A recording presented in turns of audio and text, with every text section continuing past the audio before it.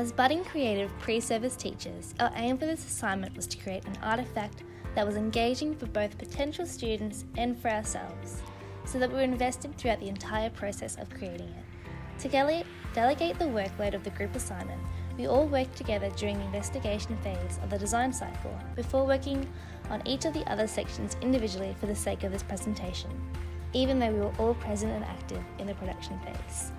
During the investigation phase, we came to the conclusion that the main need and purpose of our design cycle was to create an engaging artefact to hook students from a level 4 or above grade into a design and technologies based micro-unit.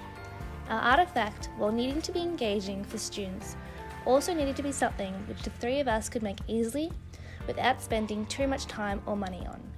We initially found it quite difficult choosing the artefact, investigating 3 potential options, as we all had different ideas as to what we wanted to do.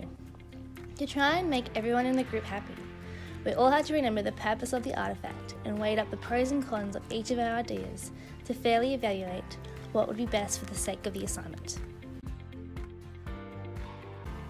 The first idea we came up with was to create a bicarbonate and vinegar volcano. It would be something that would be easy to make due to the countless recipes and methods online. It could also be used to launch a micro-unit which had connections to design and technology, as well as geography and history. However, at the time of our research, we weren't entirely sure where to take the students with our individual micro-units. We all had the same ideas, and we didn't want all to end up with the same micro-units. We also decided that the volcano was a very common experiment, and we wanted to give ourselves a challenge to find something unique for our artefact to stand out from the crowd. Our second idea was to use parachutes as our artefact. It would be a great hook to launch into a micro-unit on flight or floating, and again, there were countless ideas and methods for making them online. We also discussed the concept because they were so easy to make. In a real-life teacher setting, they'd be easy to transport to the school and have on display throughout the micro-unit, unlike the volcano, which, once erupted, was essentially a one-time activity. However, we thought that perhaps the artefact of parachutes would be too simple for level 4 students and above, and we weren't entirely sure as to what would be getting the students to design during their micro-units. We did not want them making the same thing as the artefact, as there would be no creativity or originality from the students.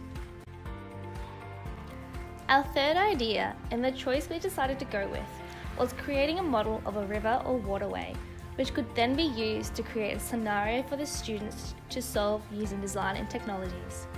Even though there were a few negatives we thought of for this artefact, such as it being difficult to transport from one place to another, and that there were lots of aspects that could go wrong, such as leaks, it was such a unique and engaging idea that we just had to go with it.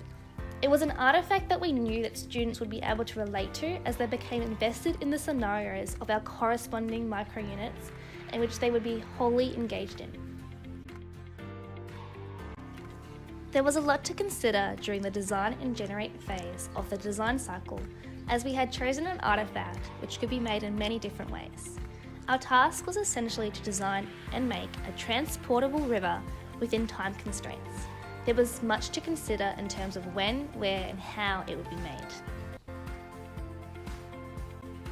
First, we weighed up options for materials, using images from the internet as inspiration. Most of the images, as can be seen, involved the use of sand for the riverbanks, and so it was easy for us to decide that we would be also using sand. As the river needed to be both transportable and large enough for students to be able to examine and think carefully about when creating their own design solutions, there was a lot to consider when finding a base for it. As a general base for our artefact, we considered using an aluminium tray. However, we decided that it would be too small to be effective. So we also considered using a shallow storage container, such as under-bed storage, and decided that this was a good alternative. It would be a great size and keep the options open for how big we could make our river. So we had a container for our artefact, and the riverbank sorted out. We just had to figure out how to make the river base waterproof. There was a lot to think about when deciding on this. Would we use some kind of half pipe as the base, or test our creativity and skills and make our own? We decided to make our own, wanting the river to be both functional and aesthetic for our potential students. During this phase, we considered many alternatives, such as paper mache for aesthetics, Play-Doh to hold in the water, blue jelly instead of water, cellophane as an additional boundary and to make the water appear blue, food colouring for the water, fake and real plants, as well as using some kind of plastic for a waterproof lining.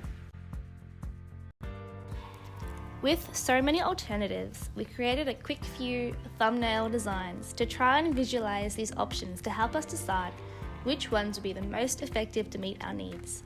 Design 1 incorporated the use of a half pipe, however, didn't really seem to have the aesthetics we were after. Design 2 incorporated the use of Play-Doh and an aluminium tray as the base just to see what it might have looked like. We all agreed that we liked the idea of the Play-Doh, but that we might need something else as a top layer to help seal in the water. Design 3 is the design that we decided on, using the storage container, Play-Doh, as well as cellophane on top as the extra layer of waterproofing and aesthetics. Due to time constraints as well as work and other uni commitments, we did not have the chance to test our design before creating the final one, setting a date to meet at a member's house to make the river. In the planning and managing stage of the Victorian curriculum design cycle, students learn the importance of planning and managing their resources such as tools, equipment, materials, and people. Students plan ways to collaboratively work together and sequence steps to follow to create their design solution. Our planning involved creating time plans for when we wanted to have certain aspects completed by. We created a sequence of steps to follow during our production phase, which began with individually purchasing and gathering materials and tools needed. We then planned to meet at an agreed time and began to make our river wetland scenario. To manage working collaboratively, we incorporated the use of a collaborative Google PowerPoint which we could all access and contribute to. We kept in regular contact through the use of a group Facebook chat. To manage our resources and ensure resource allocation was equal, we went through our material list and each supplied or purchased different materials. We divided our workload evenly and each contributed similarly to our group presentation. To manage our time, we allocated times where we could all meet in person and work together. We also set deadlines to have certain aspects completed by. If we came across any obstacles such as getting called into work, we simply discussed it together and rescheduled for another suitable time for all of us. Once we had completed the investigate and design phases, it was time to put all our research into practice and create our model river. The three of us were most excited about this phase of the design cycle and were eager to see our hard work come together within this stage. We had all been allocated resources that we went to the shops to buy, and we came together at Catherine's house to build the river in a safe environment with the help of her dog Lucy, as you can see in the photographs here. We laid out all of our tools to make sure we had everything we needed, and then we commenced production. The first step was to unpack the blue Play-Doh to lay our base for the main river section of the model. This was straightforward, however, we did find that we needed an additional tool to help us flatten the Play-Doh to the container, so we sourced a rolling pin and this worked effectively. We then realised we were going to have to bring the banks of the river high to ensure the water remained within the river, so we grabbed a plastic container which we used to bring up the Play-Doh and create walls along the river. After the main river section was set down the centre of the container, we then moved on to shoveling the sand around the river to create the riverbank. This part was very straightforward and there weren't any complications within this stage, aside from a little sand spillage in the blue Play-Doh which was near impossible to get out. Once we had completely filled the container with sand, we discussed with one another whether or not we believed the walls of the river would be strong enough to stop the water from leaking out once it was added in. The general consensus was that we needed to add further support to the walls, so we decided to push the green coloured Play-Doh along the existing walls to provide the best possibility of a successful sturdy river. We also thought the green added a nice touch because it looked like there was the grass running along the river, which we really enjoyed. Now it was time to add the finishing touches. We used the blue cellophane to lay along the Play-Doh, which created a smooth foundation and also added to the overall finesse of the river model. We then went into Catherine's backyard and took some little leaves to stick within the sand for trees and found some medium-sized rocks, which looked great but also worked effectively to keep the cellophane in place. We were really impressed and happy with the way our river model looked at this stage, and we're eager to see if it worked as well as it looked. The last stage of production was the most anticipated part of all, adding the water. We filled the watering can and slowly started filtering water into the river section of the model. We were at first drawing with joy, and then we noticed a tiny leak in the side where the cellophane had not been lifted high enough. Alas, we were able to hold the water within the river section for long enough to test out our creation. The final product looked fantastic and worked effectively, so therefore our creation so far had been very successful. All that was left to do was to ensure that we were able to make something float in the river. Catherine went inside and grabbed a little rubber car and dropped it in. Quickly, we were listening to the sound of our cheers when we observed it floating down the river gracefully. The evaluate phase of the Victorian design cycle is a stage where students put their design to the test and ask the question, does it work the way it was expected to?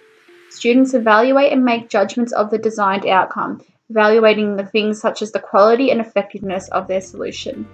They can determine effective ways to test and judge the design solution and have the opportunity to reflect on the processes they have used. Students are able to distinguish which processes work well and which they could have changed to make a bit better. Students reflect and design what could have been changed or done better to receive a more desired outcome. Students discover ways in how they can transfer what they have learnt to use in other design opportunities. When evaluating our designed outcome, we were extremely happy with the result. We met our negotiated design success criteria as when put to the test, a small toy car was able to successfully float. The materials we had chosen to use when generating and designing our artefact all worked well together and each performed their expected role.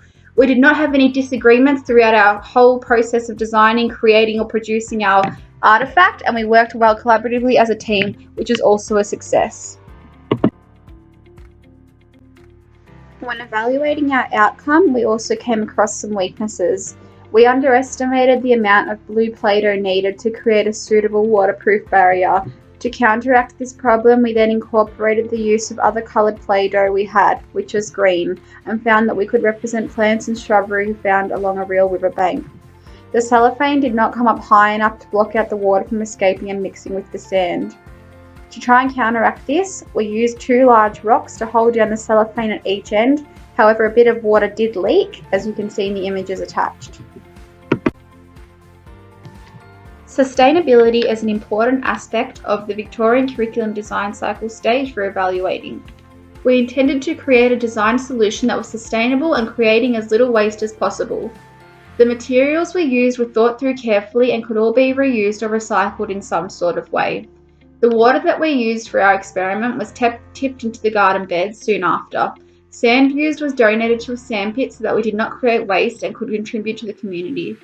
The cellophane and papers used were either put in the recycling bin or kept to reuse as gift wrap. Rather than purchasing or using fake plastic props for leaves and trees, we used real leaves and small plants which were then composted to reduce the use of unnecessary plastics.